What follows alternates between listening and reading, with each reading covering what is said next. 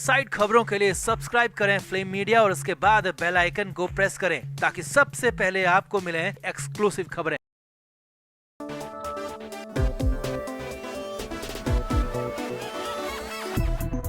तो इस वक्त सबसे बड़ी खबर मुंबई के ईडी दफ्तर से आ रही है, जहां पर काफी सरगर्मी देखने को मिल रही है और सामने आया है कि दफ्तर के अंदर सीक्रेट मीटिंग भी चल रही है, जिसमें कई अधिकारी दिल्ली से भी पहुंचे हैं। तो ईडी पिछले 1 साल से मुंबई की सियासत में घमासान मचाए हुए हैं। ईडी के अधिकारी अनिल देशमुख और नवाब मलिक के बाद अनिल परब और संजय राउत के पीछे हाथ धोकर पड़े हैं। हाल ही में 1 जुलाई की पूछताछ में भी संजय राउत के जवाबों से ईडी के अधिकारी संतुष्ट नहीं थे और अब इसी को लेकर मुंबई दफ्तर में गहमा गहमी जारी है। संडे का दिन होने के बावजूद ईडी दफ्तर में अधिकारियों का आना जाना लगा हुआ है और माना जा रहा है कि अब ईडी की तरफ से ऐसा कदम उठाया जाएगा जिसकी इजाजत दिल्ली के हेड ऑफिस से भी ली जा रही है और इसीलिए दिल्ली के आला अधिकारी भी इस मीटिंग में शामिल होना बताए जा रहे हैं। तो क्या है पूरा अपडेट? अब कौन सा बम फोड़ने वाली है ईडी की टीम और ये सीक्रेट मीटिंग किसकी गिरफ्तारी की तैयारी का संकेत दे रही है, आपको बताते हैं सब। आप भी वीडियो को शेयर करें और कमेंट करके अपनी राय जरूर दें।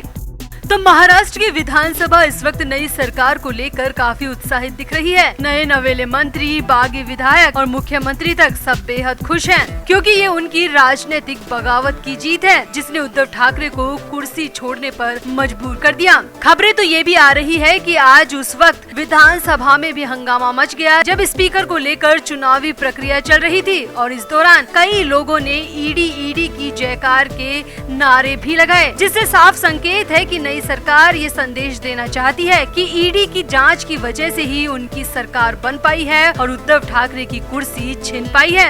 अब भले ही कुर्सी उद्धव ठाकरे की छूटी है, लेकिन सबसे ज्यादा मुश्किल उन लोगों पर आई है जो कि इस वक्त राष्ट्रीय जांच एजेंसियों की जांच से गुजर रहे हैं, जिनमें से एक सबसे बड़ा नाम है संजय राउत, जो कि पात्रा चौल घोटाले में ईडी की पूछताछ का सामना भी कर चुके हैं। अब सूत्रों की माने तो संजय राउत से पूछताछ के ठीक 1 दिन बाद ईडी दफ्तर में काफी गहमा गहमी देखने को मिली। जी हां, 1 जुलाई को रात 10 बजे तक राउत से पूछताछ हुई थी और 1 के बाद 2 जुलाई को सब सामान्य था, मगर 3 जुलाई को अचानक संडे के दिन ईडी दफ्तर के अंदर कई अधिकारियों को आते और जाते देखा गया। सूत्रों की माने तो ये सभी अधिकारी दिल्ली से आए हैं और किसी गोपनीय मीटिंग में शामिल हुए हैं। मीडिया में आ रही खबरों की माने तो संजय राउत के खिलाफ किसी भी तरह का एक्शन लेने से पहले ईडी की टीम हर तरह की संतुष्टि कर लेना चाहती है और इस मामले में किसी भी तरह की कानूनी अड़चन की गुंजाइश न रहे, इसका मुआयना करने के लिए दिल्ली से टीम मुंबई पहुंची है। सूत्रों के मुताबिक ईडी की टीम संजय राउत से हुई पूछताछ से बिल्कुल भी संतुष्ट नहीं है। राउत के जवाबों से ईडी की टीम को वो सब हासिल नहीं हुआ जिसकी उम्मीद ईडी की टीम को थी।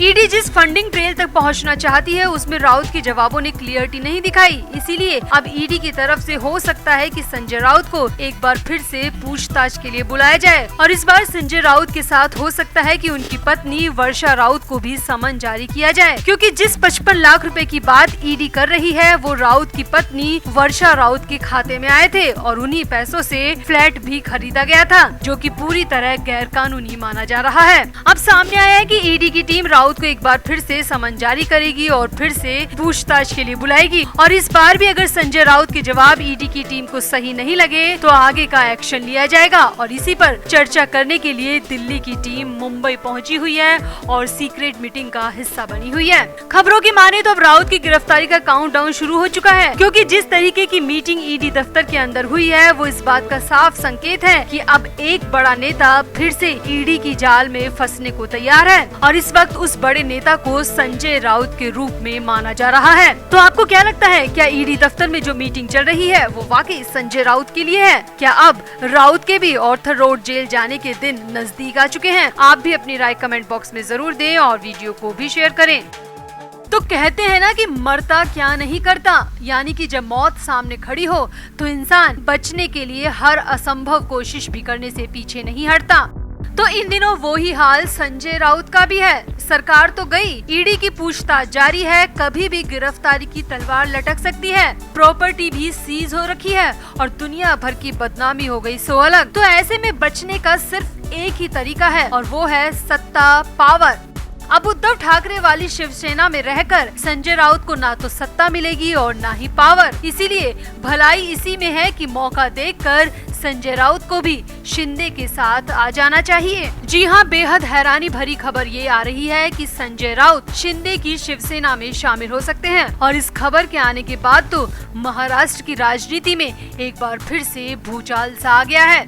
तो भले ही महाराष्ट्र में सियासी घमासान थम चुका है, एकनाथ शिंदे सीएम बन चुके हैं और शिवसेना नेता उद्धव ठाकरे बैकफुट में आ चुके हैं, मगर इसी बीच शिवसेना नेता संजय राउत का चौंकाने वाला बयान सामने आया है। संजय राउत ने खुद अपने मुंह से कहा कि मुझे भी गुवाहाटी के लिए एक ऑफर मिला था, लेकिन मैं बाला साहब ठाकरे को फॉलो करता हूं और इसीलिए मैं वहां नहीं गया। जब सच्चाई आपके पक्ष में है तो डर किस बात का। तो संजय राउत ने खुद अपने मुंह से स्वीकार किया कि उन्हें गुवाहाटी में आने का ऑफर मिला था, लेकिन उस वक्त वो इसलिए नहीं गए क्योंकि सच्चाई उनके पक्ष में उन्हें लग रही थी। लेकिन अब तो उद्धव ठाकरे की सरकार जा चुकी है, उद्धव ठाकरे मुख्यमंत्री पद से रिजाइन दे चुके हैं। तो इसका मतलब क्या ये है कि अब संजय राउत उस ऑफर के बारे में विचार कर रहे हैं। सूत्रों की माने तो संजय राउत भले ही कह रहे हैं कि वो गुवाहाटी नहीं गए, मगर बहुत जल्द संजय राउत अपने पत्ते खोलेंगे और शिंदे के साथ शामिल हो जाएंगे।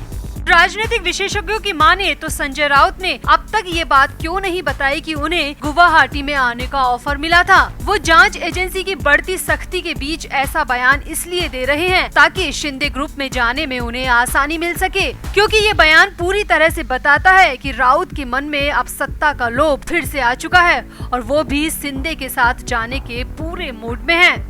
वैसे भी रिपोर्ट्स की माने तो शिवसेना के 19 लोकसभा सांसदों में से 12 से 14 सांसद ऐसे हैं जो कि एकनाथ शिंदे गुट के संपर्क में हैं। ऐसे में शिंदे गुट दावा भी कर रहा है कि ज्यादातर सांसद एकनाथ शिंदे का ही साथ देंगे। ऐसा इसलिए क्योंकि कई सांसदों को लगता है कि लोकसभा में पीएम मोदी और बीजेपी के साथ रहने से ही उन्हें जीत हासिल होगी और जांच एजेंसी की जद में आने से भी बच जाएंगे। जब लोकसभा के सांसद शिंदे गुट में जा सकते हैं तो हो सकता है कि उन्हीं सांसदों के साथ संजय राउत जो कि राज्यसभा सांसद हैं, वो भी शिंदे गुट में ही शामिल हो जाएं। हो सकता है कि सांसदों की लिस्ट में संजय राउत का नाम भी शामिल हो।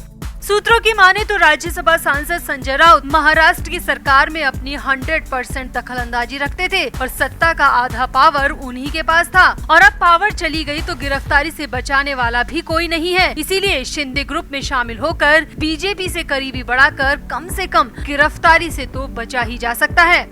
तो आखिर चल क्या रहा है संजय राउत के मन में? क्या राउत वाकई में एकनाथ शिंदे के साथ जा सकते हैं? क्या एक बार फिर से उद्धव ठाकरे के साथ दगाबाजी होने वाली है? आपको क्या लगता है, राउत को मुसीबत में उद्धव के साथ रहना चाहिए या फिर मौका मिला है तो शिंदे के साथ पावर में आ जाना चाहिए जिससे गिरफ्तारी भी टल जाएगी? आप भी अपनी राय कमेंट बॉक्स में जरूर दें और वीडियो को भी शेयर करें।